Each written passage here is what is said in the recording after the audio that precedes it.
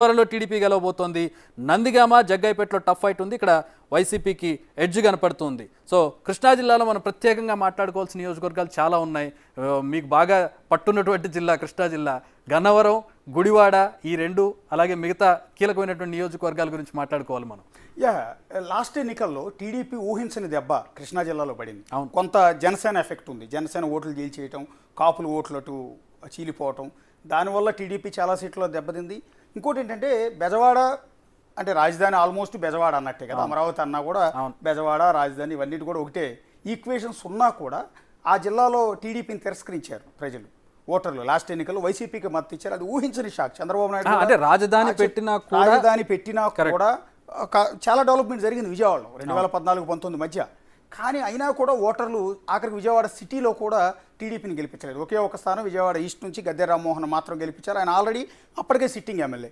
అట్లా Gannavaram sitting MLA Vallabhaneni Vamsi, ఆయన మాత్రం తక్కువ ఓట్లతో గెలిపించగలిగారు. ఆ రోజు వైసీపీ చాలా పట్టించింది. ఆయన కూడా లాస్ట్ మినిట్లో జనసేన కూడా తట్టుకుని వైసీపీని తట్టుకుని వల్లభనేని వంశీ టీడీపీ తరఫున గెలిచారు. ఆ తర్వాత వైసీపీలోకి వెళ్ళి వేరే విషయం.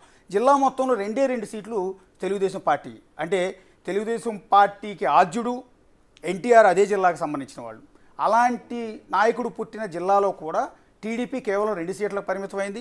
సో చాలా దారుణంగా దెబ్బతింది. సో ఈసారి అది ఫుల్ఫిల్ అవుతుంది. 9 నుంచి 10 సీట్లు టీడీపీకి రాబోతున్నాయి, 6 నుంచి 7 సీట్లు వైసీపీకి రాబోతున్నాయి. కానీ 6 నుంచి 7 సీట్లలో కూడా మన వాళ్ళు టఫ్ ఫైట్ అంటున్నారు. టఫ్లో కూడా కొన్ని టీడీపీ వైపు మొగ్గు చూపే అవకాశం చాలా ఎక్కువగా ఉంటుంది. ఎందుకంటే రాజధాని ఈక్వేషన్ చాలా ఎక్కువగా ఉంది. రాజధాని కోసం దాదాపు 1600 రోజులుగా ఇప్పటికీ రైతులు అక్కడ పోరాటం చేస్తున్నారు. ఆ రాజధాని ఇక్కడ నుంచి తరలించేస్తున్నారన్న ప్రచారం ఉంది. ఈ ఈక్వేషన్స్ అన్నిటి నేపథ్యంలో టీడీపీ వైపు మొగ్గు చూపే అవకాశం ఉంది. కొన్ని సీట్లు ఇటు బదలాయించే అవకాశం కూడా ఉంటుంది. గన్నవరం, గుడివాడ, వంశీ, కొడాలి నాని. గన్నవరం వల్లభనేని నుంచి ఓడిపోయే అవకాశం ఉంది అనేది క్లియర్ కట్గా మన ఎగ్జిట్ పోల్స్ని బట్టి తెలుస్తుంది. అట్లా గుడివాడ, కొడాలి నాని ఖచ్చితంగా ఓడిపోయే అవకాశం ఉంటుంది. చాలా ఆసక్తిగా రాష్ట్రం మొత్తం పిఠాపురం కోసం ఎదురు చూస్తున్నారు. అదే క్రమంలో గన్నవరం, గుడివాడల్లో కొడాలి నాని అండ్ వంశీ వీళ్ళిద్దరూ గెలుస్తారా లేదా అన్నది విపరీతమైన డిస్కషన్ నడుస్తుంది. బిగ్ టీవీ చేసిన ఈ ఎగ్జిట్ పోల్స్లో పక్కాగా చెప్తూ ఉన్నాం, రాసి పెట్టుకోవచ్చు. ఆ 2 స్థానాల్లో టీడీపీ గెలవబోతోంది. వైసీపీ నుంచి వంశీ అండ్ కొడాలి నాని ఇద్దరు చాలా ఎక్కువగా ఉన్నాయి. మాస్ ఫాలోయింగ్ ఉన్నటువంటి నేత అండ్ కొడాలి నాని గురించి కూడా తెలుసు. గుడివాడలో అసలు ఆయన సవాల్ చేసినటువంటి పరిస్థితి.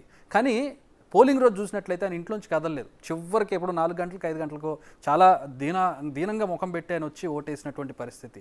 ఏంటి ఇక్కడ ఈ 2 నియోజకవర్గాల్లో ఈక్వేషన్స్ ఎట్లా పనిచేశాయి? కొంత ఆల్రెడీ వీళ్ళు వల్లభనేని వంశీ 2 సార్లు ఎమ్మెల్యేగా గెలిచారు, కొడాలి నాని 4 సార్లు ఎమ్మెల్యేగా గెలిచారు.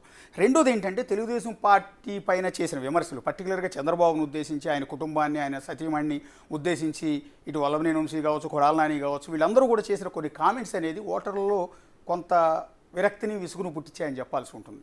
ఎందుకంటే ఒక లిమిట్ దాటి చంద్రబాబు నాయుడు లాంటి వ్యక్తిని విమర్శించడం కావచ్చు, కుటుంబంగా పర్సనల్గా టార్గెట్ చేసి మహిళల గురించి కామెంట్స్ చేయడం కావచ్చు, ఇవన్నీ ఏంటంటే నిజంగా అది అనవసరం.